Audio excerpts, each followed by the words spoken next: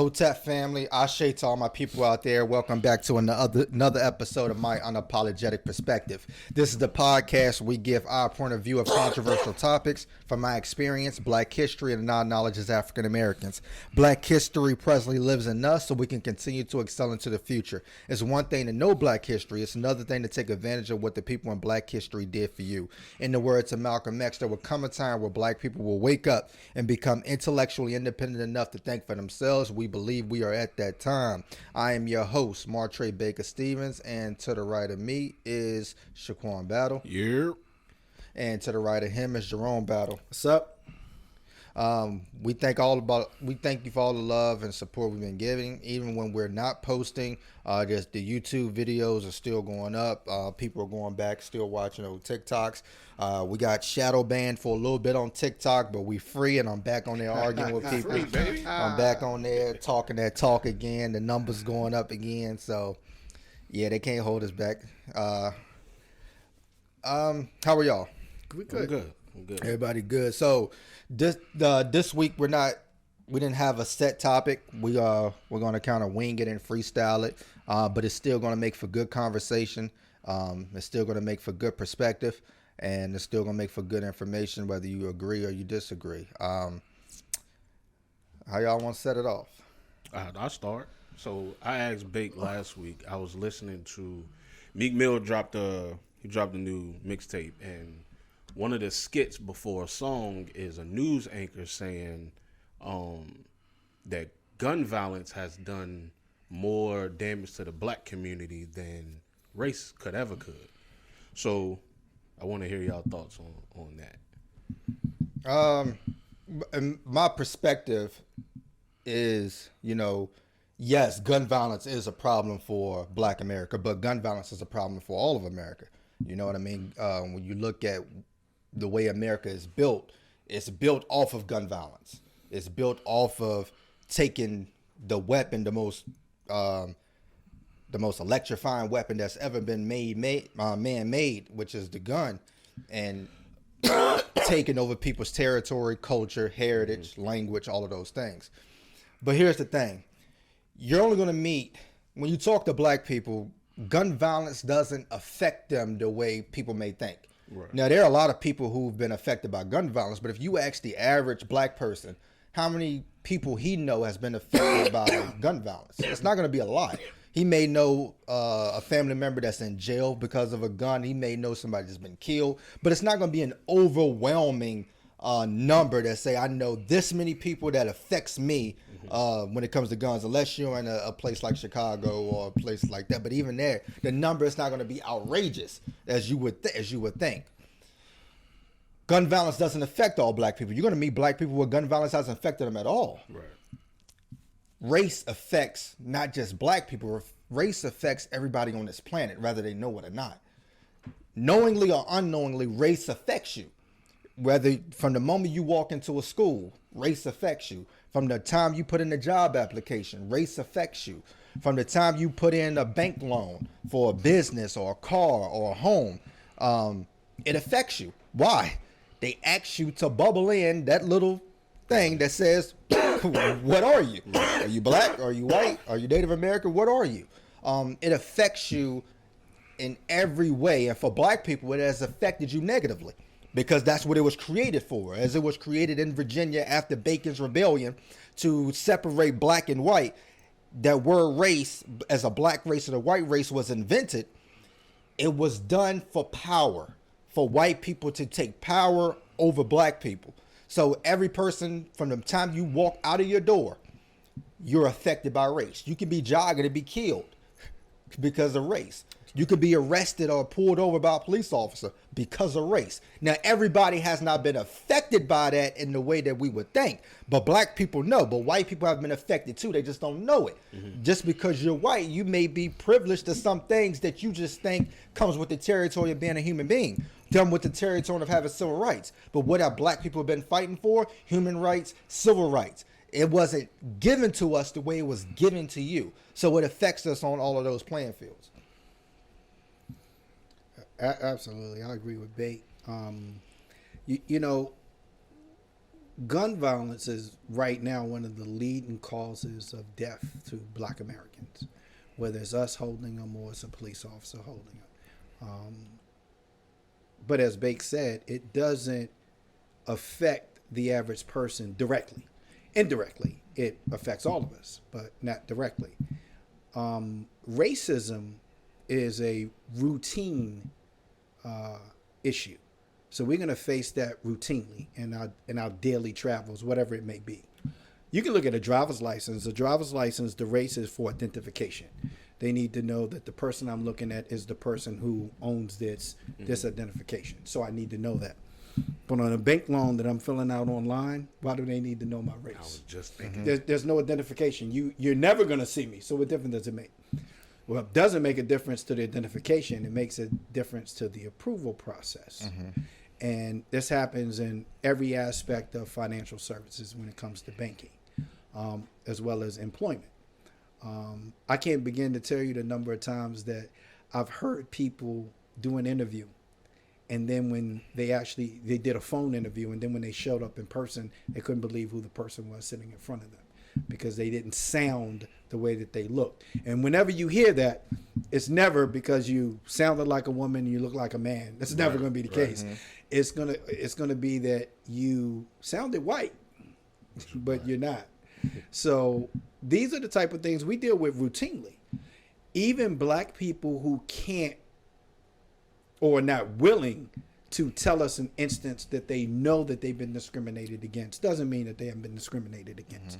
It could either mean that they're not being honest about it, or perhaps they didn't know. They didn't know that they were being discriminated against. The thing is a lot of Blacks have become numb to being discriminated against the same way we become numb to hearing about police killing unarmed Blacks. We become numb to it, to where we don't even realize when we're being discriminated against anymore. Doesn't make it right. It just makes it a routine. This routinely happens. I accept it. I move on. The same thing that Blacks did right after slavery, doing Jim Crow laws, early in the 30s, the 40s, the 50s, and the 60s. We accepted the position that the government, white America, put us in. Right. But racism is and will continue to be the leading issue that Black Americans face on a day-to-day basis. Not guns, racism. Absolutely. What did you think when you first heard that? Well, when I first heard it, I didn't think about it like that. So when I first heard it is when I text you, but like I agree with y'all, because I mean, from the moment a Black kid is born, it's faced with racism. It's not faced with gun violence. Like you said, a Black guy can grow up in a white neighborhood and not be affected by gun violence. Even if you look at gun violence, right? So when you say that Black people are more affected by gun violence, already you're throwing in where race is, right? Yeah. So when you talk about Black on Black crime, that's a race thing. Black on white crime, white on Black crime, that is a race thing. So even when in the interior of gun violence, there's race. The funny thing about the question is I've read a couple articles that brought up the same question. Is the whole purpose is what we kind of talked about in the last podcast is accountability, and you want Blacks to start being just as egregious when the offender is Black versus when just the victim is Black, whatever the situation is. Right. We want the same aggression, the same marching, the same loud voice, people saying, "Hey, this needs to stop." We need that to continue, and we need to be just as egregious when the offender is Black. When we talk about the shootings and the killings that happened in Chicago, the funny thing is, not funny, but when you think in terms of numbers, you almost can't even fathom it. Just over this past weekend, over 30 Black people were killed in Chicago, just over the weekend. And you almost can believe 95% of those were committed by Black offenders. Here's the other part. 85% of the offenders were younger than the age of 21. So when the question arises, when people say, why aren't we talking more about gun violence because it affects you disproportionately compared to racism. They're saying that we just want that voice to be louder. And the reason being is because you want racism to continue. I don't want you to keep focusing on that. Exactly. I want you to focus on this gun violence. Right. Leave the racism alone. And while you're doing that, you have these, and it's not just Republicans, and it's just not blacks or whites. It's some blacks too. If you look at Herschel Walker, are continuing to be puppets for white supremacy. Mm-hmm. And if we don't get you to focus on that, we have something else for you to look at, then that's what we want, because racism needs to continue. This country, I've said this before, this country was built on racism. Mm-hmm. How do you expect this country to survive without it? Now, I'm not saying that it can't, but I'm saying that the people that created the system, that use the system every day, don't believe that the system will last unless you have the things that it was built on. Right. And pointing towards gun violence by black people shouldn't be your excuse to not do something about systematic racism. That's right. So what we're seeing is how you're pointing a finger here to say deal with this, but you're admitting to racism by saying this is the reason why why we are able to treat you this way is because this is the way you treat yourselves, which is not an excuse to continue to do so. We'll handle this on the black community side, but in order for us to grow from this, from the poverty, from the crime, from the no economic development in these communities, is you have to remove the systematic racism. So without this being removed, we can't naturally fix this because people don't have any other thing to go to. You know, I watched the BMF documentary because I like to go into the minds of some of these big time drug dealers to think, why did they do what they do and why did they start doing what they do and why is it glorified? It's not really glorified, but the brothers Meach and them said, listen, there was no place where we can go get a job in Detroit. Detroit was booming at one time, but then it came to where there was no jobs available. That's right. And their mother's house was about to get taken away. They had to do something, and the only thing that they could do was go to the streets and do what they had to do. Now, I'm not knocking it and I'm not glorifying it, but what I'm saying is it's a reason why a lot of those people have to take on that lifestyle, because the systematic racism that happens does not care about the black people in those environments. So when you do that, you have this correlation with history, because even if we look at the chronology of history, you look at the Reconstruction period. Let's just start there. Do you have the stats of black on black crime, of blacks killing other blacks with guns? No. But you have history of whites killing blacks. You have history of whites killing whites with guns. You look at the Harlem Renaissance era. Is there a large amount of crime happening in the black community of black on black crime? No. When you look at even during segregation and Jim Crow, where black businesses is booming, whether it's Tulsa, whether it's Haiti in North Carolina, whether it's Rosewood, whether it's all of these different places where black communities was thriving, is there a high rate of black on black crime? No. There's just crime where there's poverty. So until you deal with the systematic racism that don't allow these people to get homes, to start businesses, to get adequate funding for their schools, when you don't allow these things to happen, then you're going to get the alternative that will take it. That's right. From whoever. That's called survival of the fittest. And that's what a lot of black people have in that mindset. It's not blacks killing blacks just to do it. It's a survival of the fittest thing, because if you put a bunch of lions in a cage together and you throw them a bone, they're going to fight over that. They're going to kill for that, regardless of what's beside them. And that's the problem that's plaguing the black community. It's not just black on black crime with gun violence. It's all the things that surround them that makes them have to go get a gun. That's right. To makes them have to enter a world of drugs. And this is not a new. It's not a new environment. This environment has existed for a while, and so has the conversation. But if you go all the way back to the '60s, during the civil rights movement, why was education so important for black Americans? Is because we've said it on this podcast many times before, we believe one of the equalizers is education. Mm-hmm. And obviously, during the civil rights movement, we wanted equal rights in terms of education, right? Going back in the 50s. The reason why we wanted to be able to integrate schools is so we can get equal education. We need a better education, because the only way you're really going to be able to overcome poverty the way we see it today is through education. So if you better educate the people that live in these communities, the better opportunities they have. But if the education system is failing them, and they're not able to educate those large masses of people that live in poverty, then the poverty is going to breed poverty. That's the system. That's what the design was. So the way the system works is we want to put all those people in one area. And that's what they do. That's why you have ghettos. That's why you have projects. And so you get all those people in one area, and you hope they do exactly what they're doing now, is that they're committing crimes amongst each other. So where the offenders are black and the victims are black. Right. But we know where it's happening. How many times have you heard police say, we know where the crimes are taking place?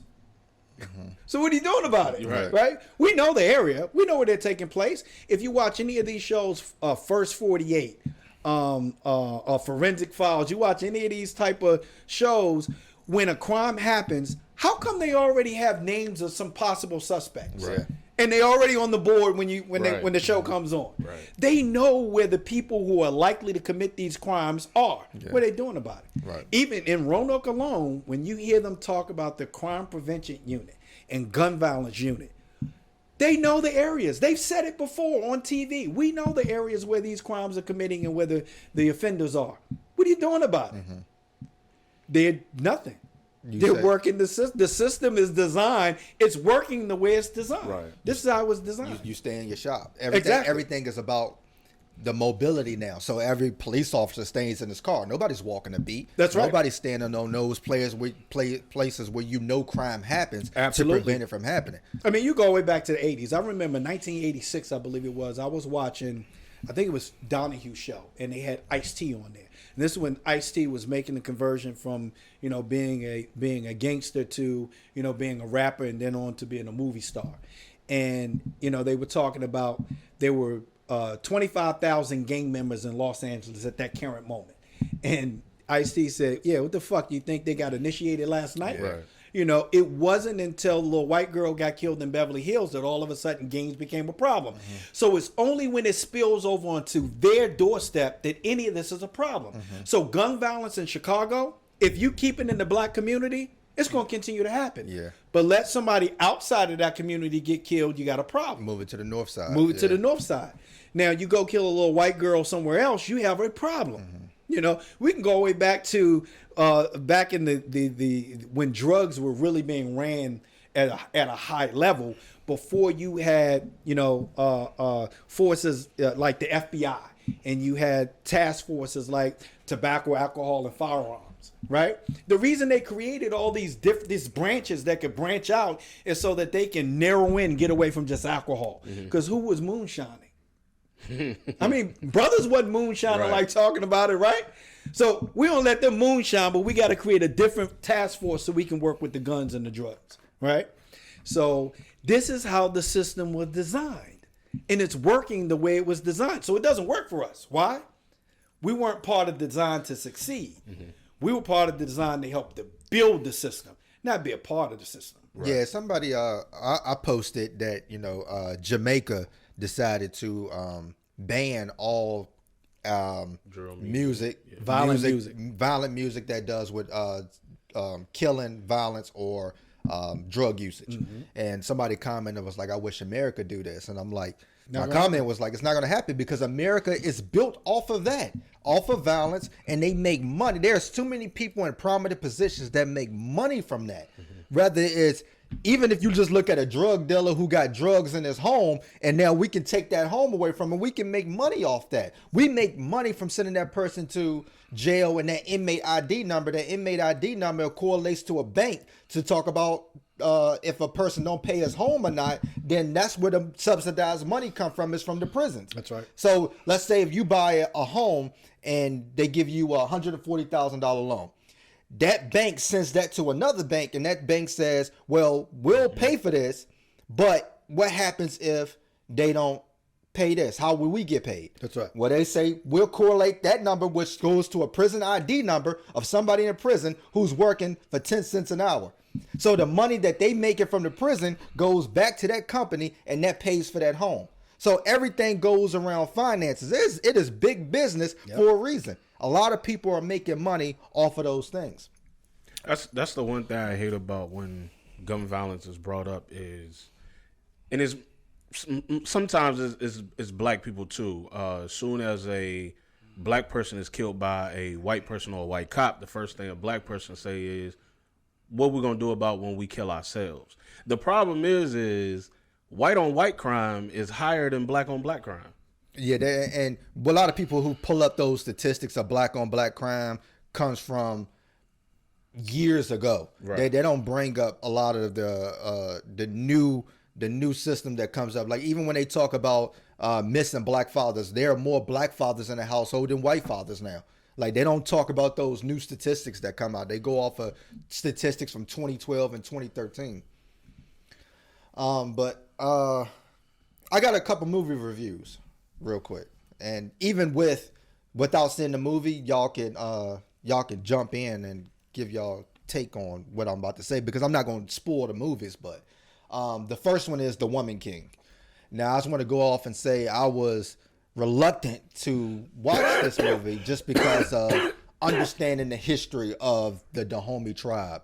And for the people who don't know, the Dahomey tribe was one of the empires in Africa that participated in the slave trade. If you don't, go read Zora Hurston, who talks about the last slave ship, the Cotilda, that arrives in Alabama even after the slave trade is abolished. And with that slave ship came in illegally, they burned the slave ship in Alabama. It sunk. The residents there are still trying to find the remnants of that slave ship. But they built communities there in Alabama. They own a lot of land there in Alabama, but they don't have any ties to where their roots come from because of the Dahomey tribe, who captured them, beheaded some of their leaders, and shipped them off. They were very prevalent during the slave trade, ruthless during the slave trade. But the Dahomey also had these women warriors, powerful warriors. If you watch Wonder Woman, that's what those women are depicted of, as those African women that fought relentlessly, brutally, and mercifully. But when you understand that, you can then watch the movie and be blown away. I admit I was wrong. I watched it. It was a 9 out of 10 to me. The only reason it's not a 10 out of 10 because it's a lot of fiction, right? But that's okay. If you understand the true history, there's nothing wrong with fiction, because the fiction shows you what could be, what could have been, or even just giving you a sense of what to not do moving forward. But Viola Davis, from the time that movie came on to the time it went off, boy, was she amazing. She may be, you can make the argument, she may have passed Angela Bassett for the best black female actor alive. I ain't mad at that take. I'm not going to dispute that. And I don't think it's because of that movie. I think there's several other movies that probably put her in, because I know people have Angela category. Bassett on that, but Viola Davis is up there. I agree. I know she said the training for that movie was, and the cinematic of it is beautiful. As somebody who practiced Ifa, when you show the orishas, when you show the libation, when you show the ancestors, when you show the culture, you show the language, you show the family. Tell them what that means. What, Ifa? Yeah. So Ifa is they call it religion, but it's the African spirituality system. Whether you talking about Yoruba, whether you talk about Vodun that became Voodoo, it is the practice of understanding nature to understand God. Even if you go back and look at Kemet in ancient Egypt, there's just understanding those principles of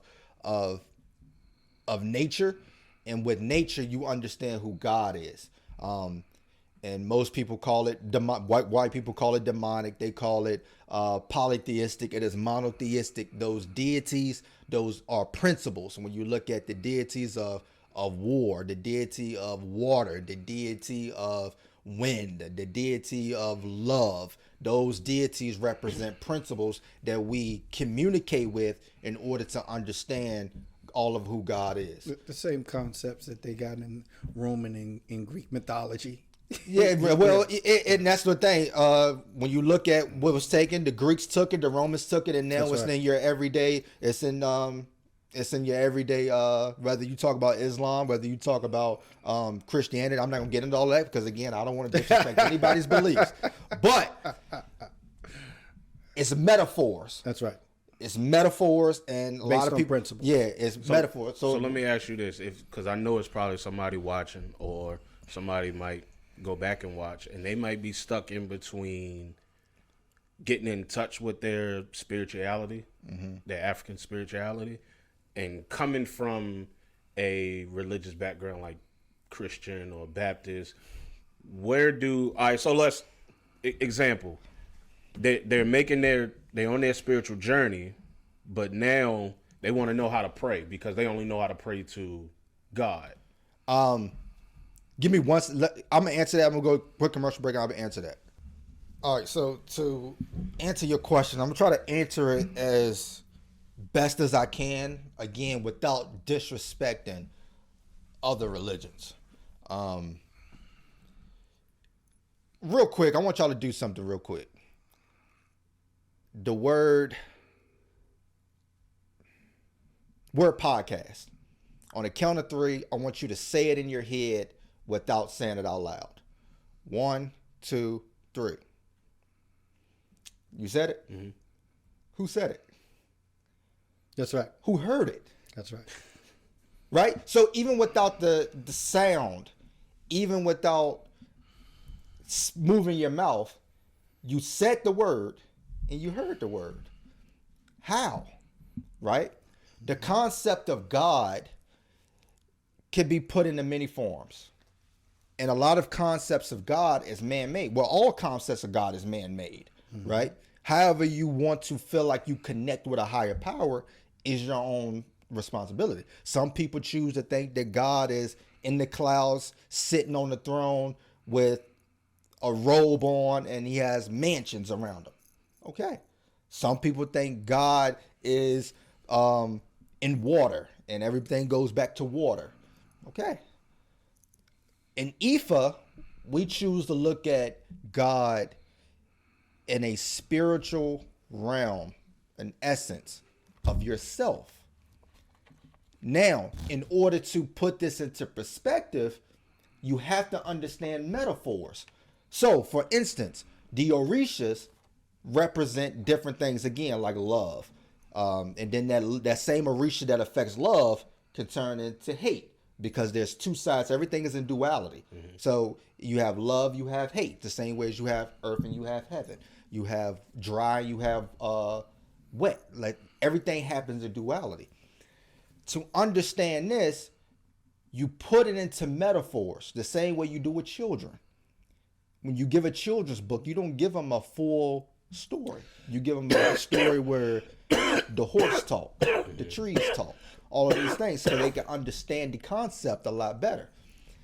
And that's what they do in spirituality. A lot of people take it out of context by saying that you're praying to these deities, but the deities is just a metaphor and it represents something. So for the people who are looking in spirituality, you have to understand that spirit is not something that lives outside of you. Spirit is something that lives inside of you as well. It's all around you, from everything, from the trees to the plants, to the food that you eat, to the water that you drink. Everything that you do that's supposed to be the betterment of your life is all about spirituality.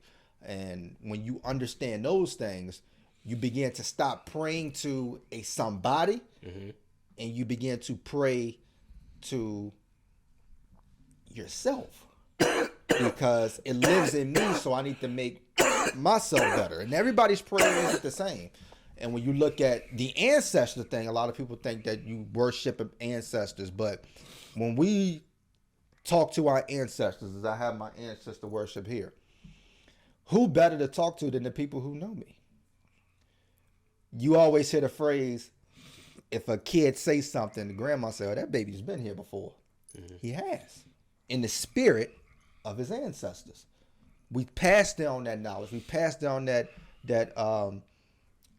DNA, and we also pass down our knowledge and our history and our habits. And you pass all of that down, and if I'm looking for love, who gave me more love and comfort than Helen Battle, right? So instead of praying to an angel that I don't know, I'll pray to that angel. You give me the love. And the only thing I got to see maybe is a smile on your face or something, a word phrase that you used to say, and it changed my everyday existence. Because they experienced it, whether they were good or they were bad. So if I'm having problems with something, I'll pray to Renee. She struggled with alcohol. She struggled with a lot of those parenting things. But when you die, in every religion, they say when you die, you go into perfection. So why wouldn't I talk to that person who is now perfected that can help me into my guidance? So spirituality is living as if the box doesn't exist. And you personalize your spirituality rather than looking into a book. I don't believe that God wrote down his words in a book and handed it down to somebody. You learn, you experience, you witness, and you take those things and you do the best that you can with what you got. That is what spirituality is. And it may look different in every single different person, but you know the source of that information. When you meet somebody, you don't even have to ask them what religion you are.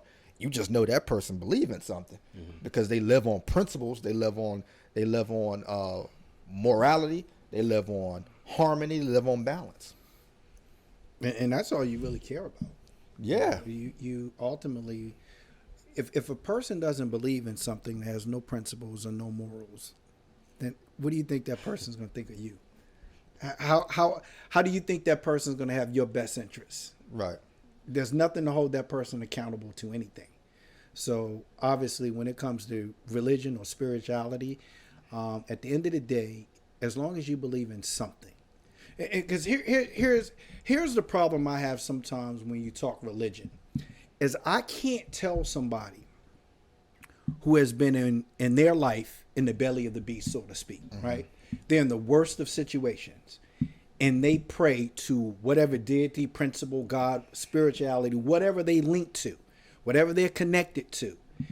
And that belief, that spirituality sees them through those situations to the point there to become, in the case of a man, they become a better father, better husband, better son, better brother, better human being.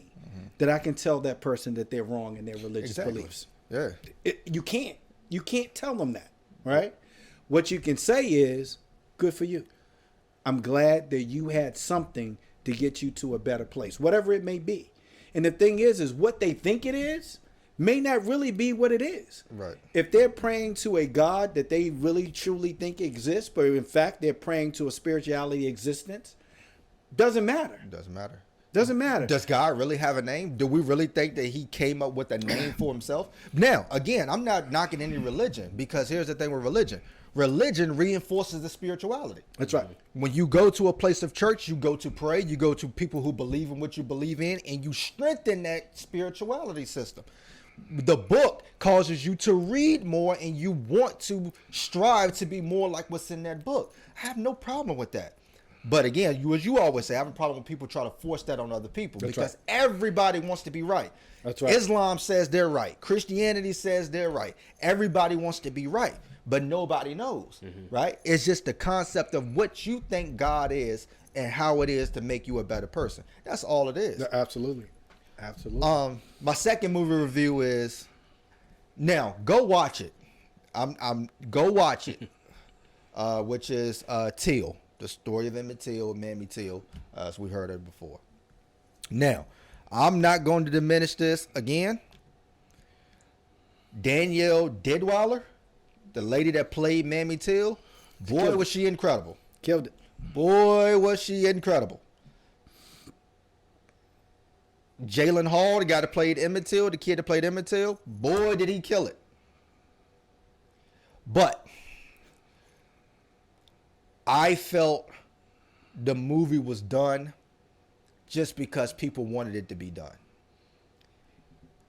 It really didn't give out any new information. It really just told the story, and it's a true story, so you tell it how you want to tell it. But my problem is, it was too easy to watch. When you think about Roots, right? You go ask the average older person about Roots, they say, I can't watch that. I can't watch Kunta Kinte get beat. I can't do 12 Years a Slave. Some people turned that movie off when my man was getting beat. The Underground, they showed a kid getting beat in the first 5 minutes, and it was hard to watch. This was easy. This is a horror movie if it's ever should have been one. A true horror movie. They should have showed that torture scene because you have evidence on what probably happened in that shed. They should have showed it. Yeah. People should have walked at that movie theater pissed off at the fact that it was hard to watch. It also didn't do a good job of villainizing Carolyn Bryant. She was in there, she did what she did, and it moved on. Like, you forgot, like, dang, who played Carolyn Bryant? But you know what? I would disagree. You disagree with that? I disagree a little bit. Okay. One, I thought it was a advertisement. And what I mean by that is, in advertising, you don't want to sell the product. What you want people to do is ask questions about the product. So an ad is meant to spark a reaction from you, not a decision, just an action. So I don't want you to decide that I want the product, because you can also decide that I don't want the product. What I want you to do is, I want you to call or go on the website and find out more about the product. That's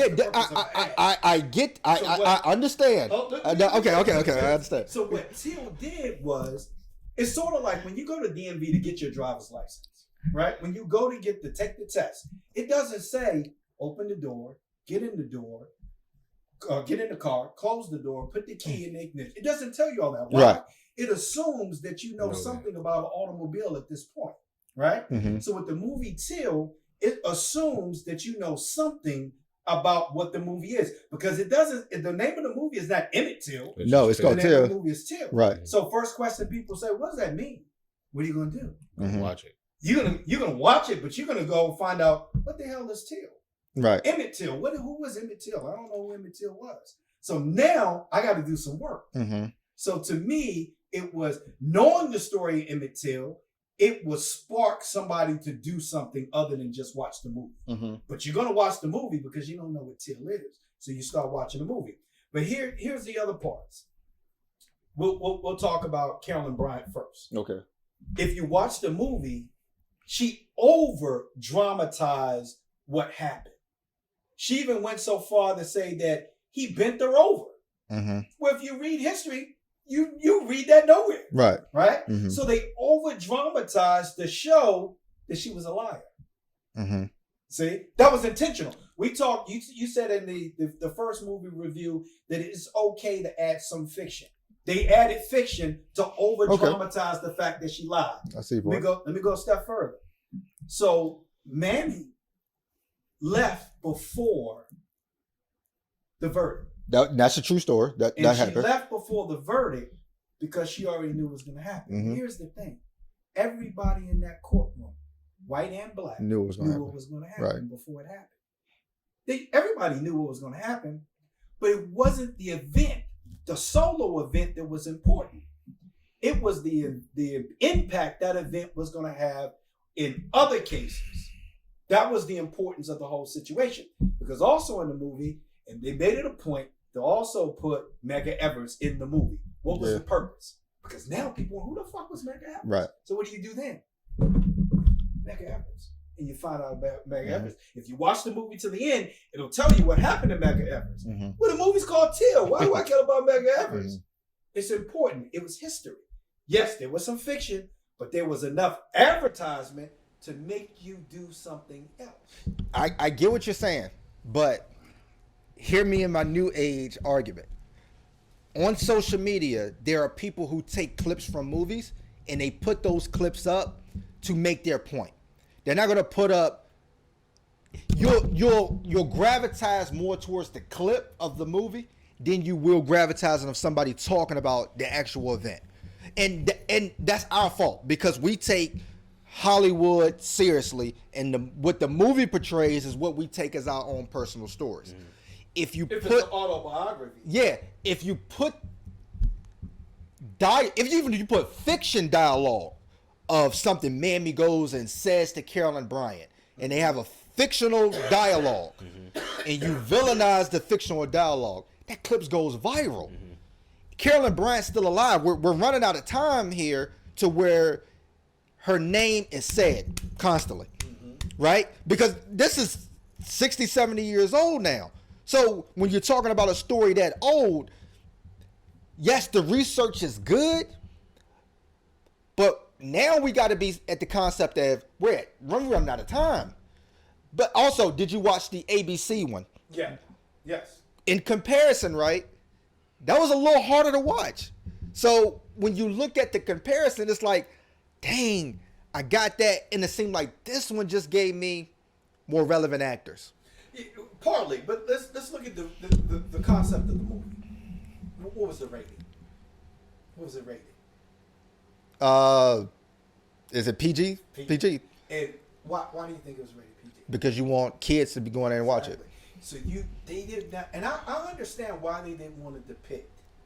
They didn't want to show the violence part. All right, let me ask you before you go forward. Would you want a movie done to where it does show it, even if it's not for kids? Not this movie. Okay, not okay, this movie. all right. But would I want a movie? Yes. All right. But not this movie. All right. So sometimes your advertisement has to be geared towards a certain age bracket, a certain targeted group. Okay. Right? So for the kids, the targeted group is 2. For the next group, the group that I want to teach the kids, I want to give more info. I want to give the real story. So I would have the real story of Emmett Till. Oh, so you're setting the precedent. So let me ask you this before you go. So you're setting the precedent. Is this the first real Hollywood film made about Emmett Till? I would say from that perspective, yes. Is there another one that's older, maybe in the? Yeah. That you know? What, yeah. I'll find it. But right. There's another one. But I think for if you want kids to learn about something, including slavery, you can't just go all in and start the scene with them showing the. No, they did show the actual the morgue body, and that's new too. Right. In most movies they wouldn't have showed that. You know, even to go into details of the injuries, you know, you can't do that with a kid. I mean, that's tough. That's tough. But as that kid gets older and they're in the presence of people who see the other movie or know the real story, that can give them more information, then you can give them the details. Okay, I see your point. And that's how I feel. And I'm not saying that's what they were doing. Yeah. But I'm just saying that's how I look at it. Okay. From the perspective I take that. I like of that. movie view, I look at the rating and I look at the facts. Because when I saw Carolyn Bryant go into more details that I've never heard of before, I'm going, okay, now they're over dramatizing. So they're basically saying, we know she's lying because they showed what he did. Yeah. He didn't do any of that. Right. So I thought they made that prevalent that everybody agrees that she lied. Right. Right. And the fact that here's the other part that I thought was important. And I don't think that a lot of people even looked at the movie this way.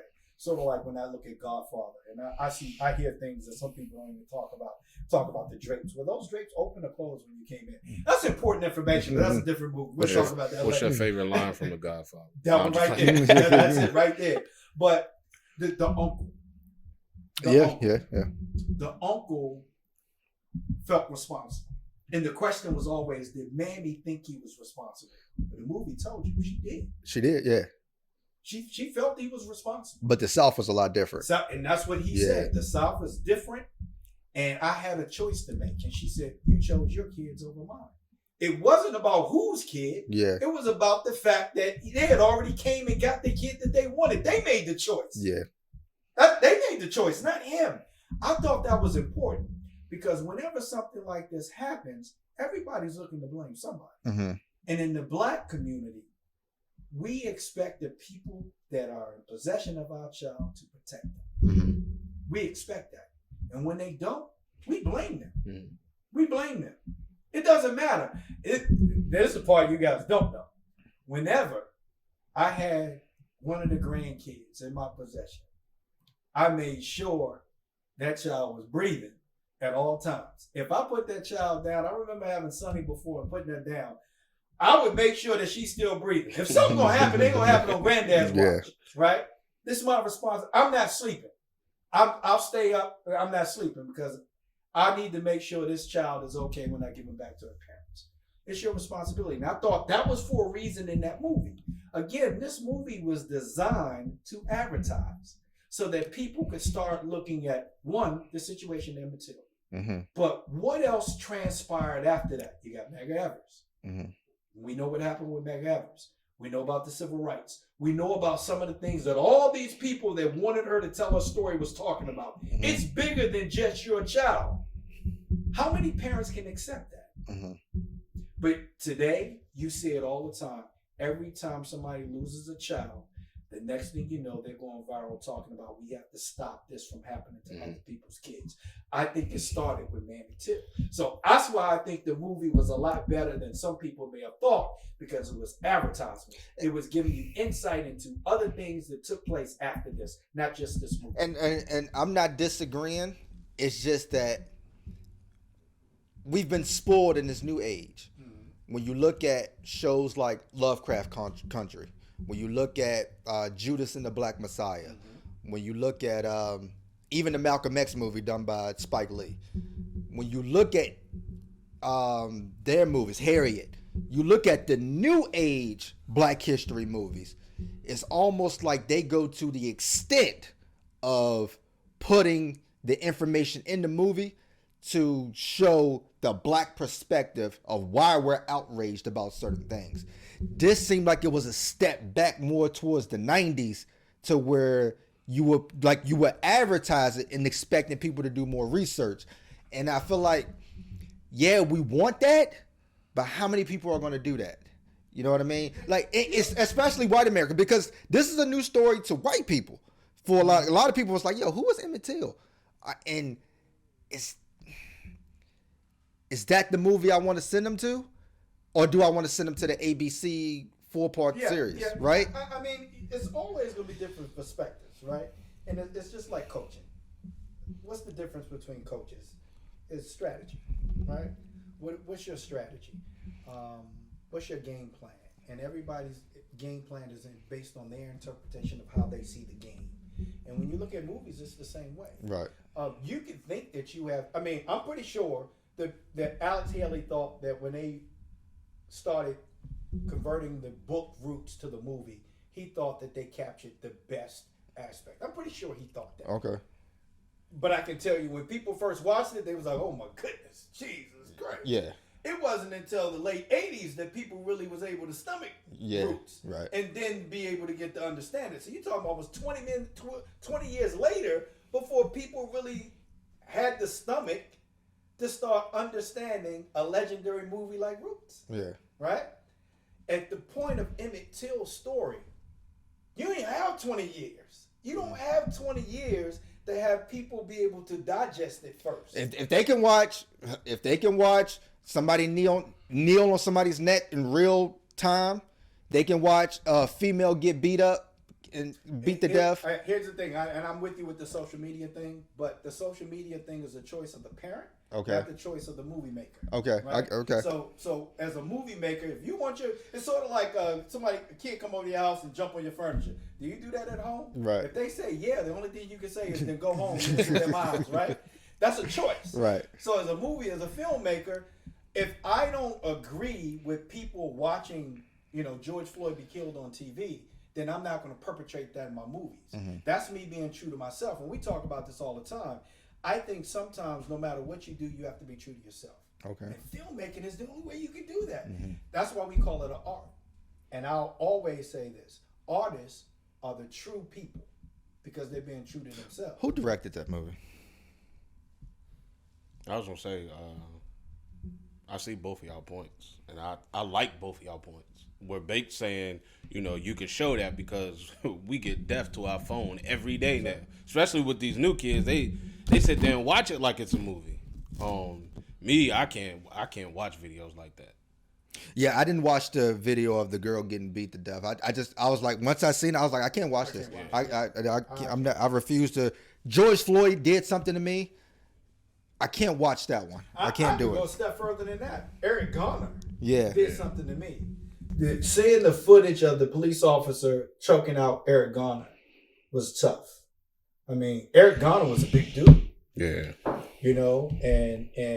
And watching that footage, the sad thing is, anytime you're watching something that's, I'm just going to speak for myself. This is personal.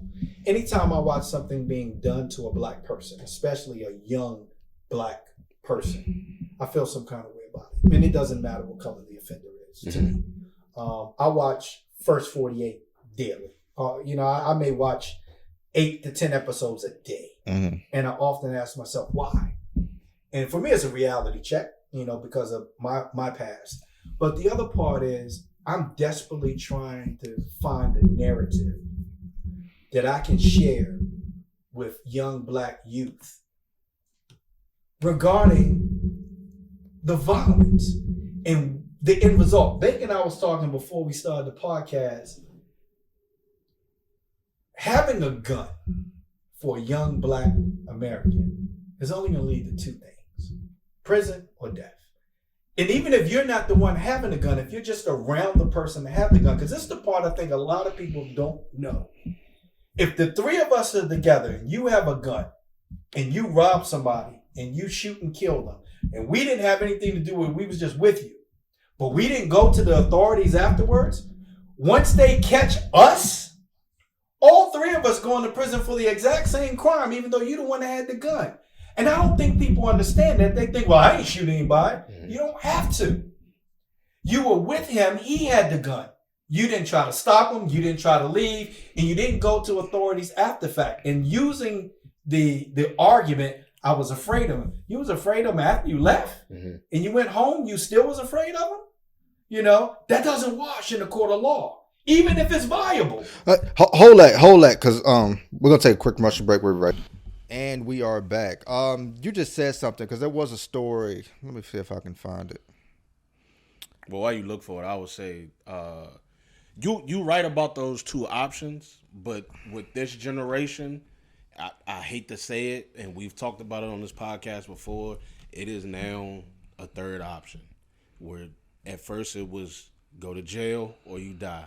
That 3rd option now is I can become famous. The funny thing is becoming famous. I think about some of the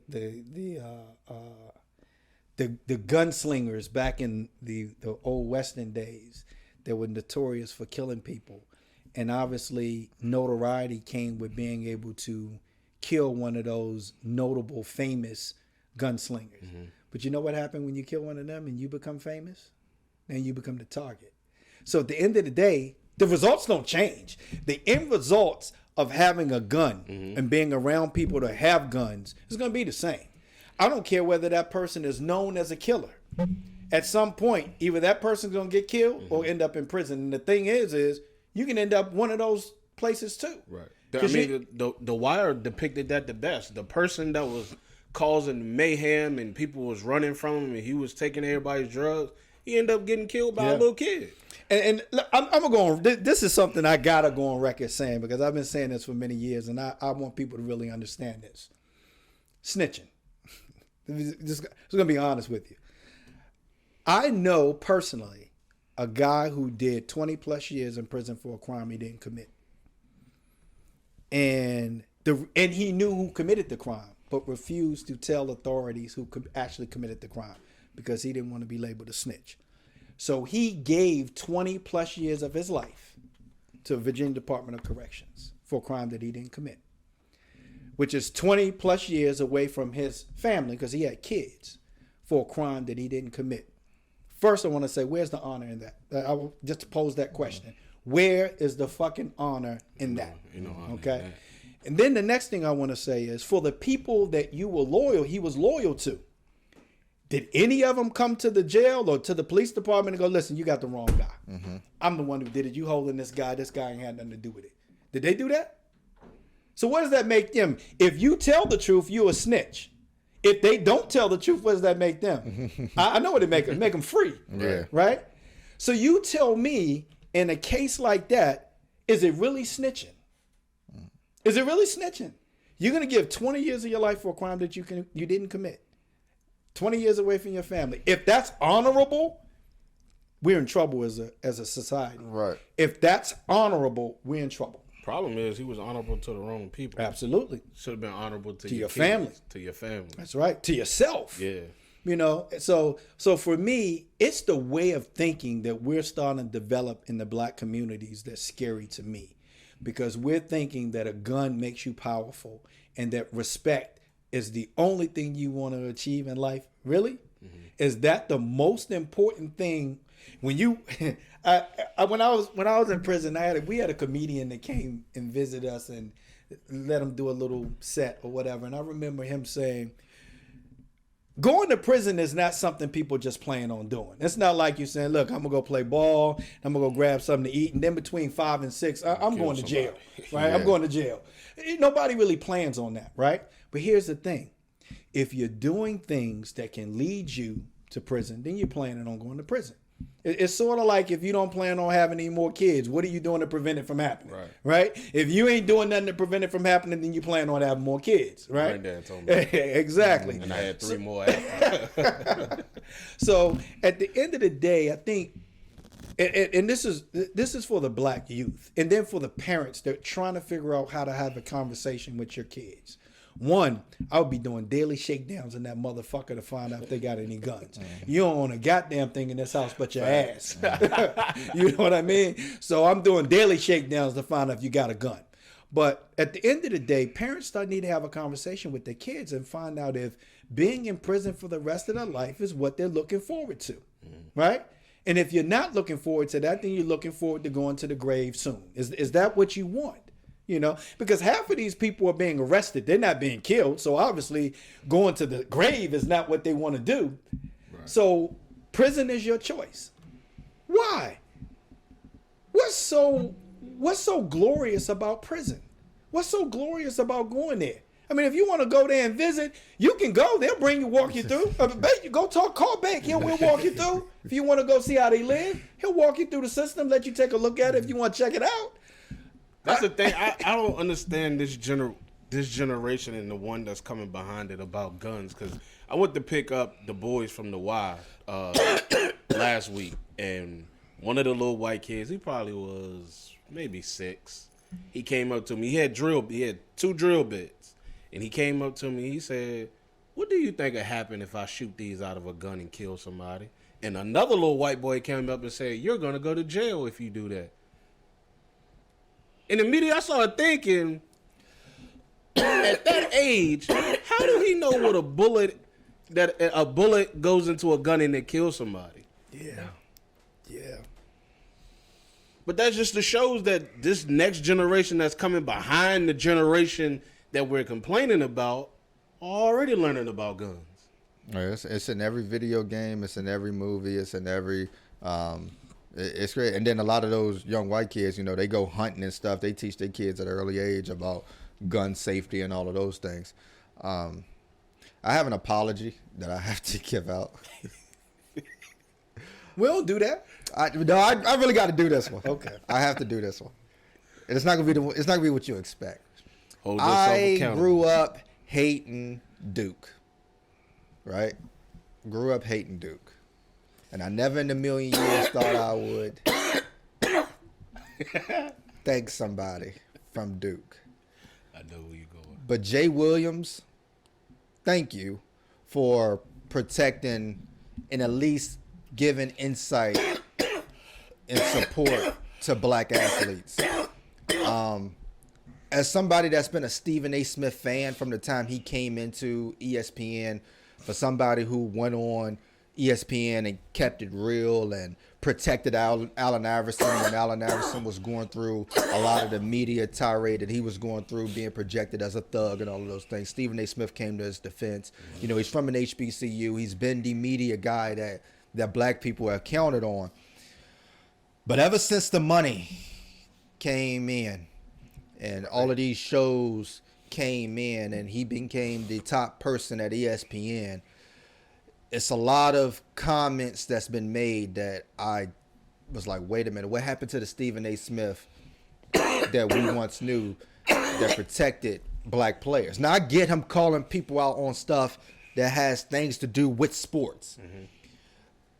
But attacking someone's personal life, personal beliefs, it's not something I agree with. Give us an example. What did he do?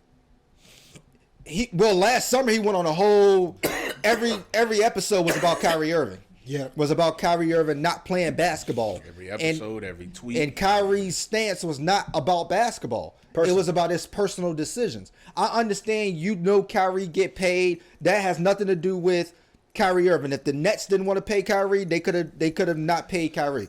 They chose to keep paying Kyrie. They chose to sign him to a contract. And what he did with that money, he took and he paid for WNBA player salaries. He took that money, he helped pay for people who didn't get social justice. He helped pay way through people through school. He did all of those things with that money.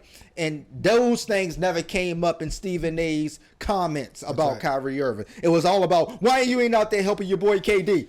Fam, you're talking about a sport. You're talking about another person who's thinking beyond basketball. Is he the skilled basketball player that we love? Yeah. And I thank Jay Williams for going on there, giving a different perspective and arguing with Stephen A. Smith about the very people who pay Stephen A. Smith. Shannon Sharp has told the line. We know where Shaq and Charles Barkley stand. I also thank Kenny Smith for also giving another perspective and not just going along to get along. But it just saddens me to see so many black athletes go against black athletes. Even in Kareem, we did a whole episode on here about Kareem and his activism and what he did and the way he talked bad about athletes that's doing activism now. And it was almost like he didn't do it. Like, you may not agree with what they're doing, the same way people didn't agree with what you were doing back then. But you cannot harp on these black players for standing up for what they believe in, whether that's be Jaylen Brown, whether that's Kyrie Irving, whether that's LeBron James. These people are human beings who have life outside of basketball. These people come from communities, whether it's New Jersey, whether it's Ohio, whether it's Chicago, where they understand what a lot of these black athletes are going through. And I feel like Stephen A. Smith understood that at one time, but once the money came in, he stopped doing it. I think somebody like Jay Williams, who's educated, who NBA career didn't pan out, but he stayed the 4 years at Duke and got his degree and is respectable outside of basketball for standing up for those players. Y'all thoughts? You can get into the Jerry Jones situation or whatever, but we'll close with that. Yeah, I agree with you on Stephen A. Smith, who I love. Now, I'm glad you apologized to Jay Williams because he came from Duke. I still don't like it as a commentary. I still think he sucks. I think his perspective of the game sucks. But anyway, with that said, I think he did right and helped standing up for some of these players when they make a personal choice. Right. Whether people agree with it or not. And I also, Dave Chappelle, who I love, I think he's I do believe he is one of the GOATs. And I say one of the GOATs because there are many GOATs. I think he's one of the GOATs. But he said that basically Kanye got in so much trouble for what he said that Kyrie got in trouble. And all he did was post the link. And he said word. And he got in trouble because Kanye was in so much trouble. But I do want to tell people, I will ask you to do this.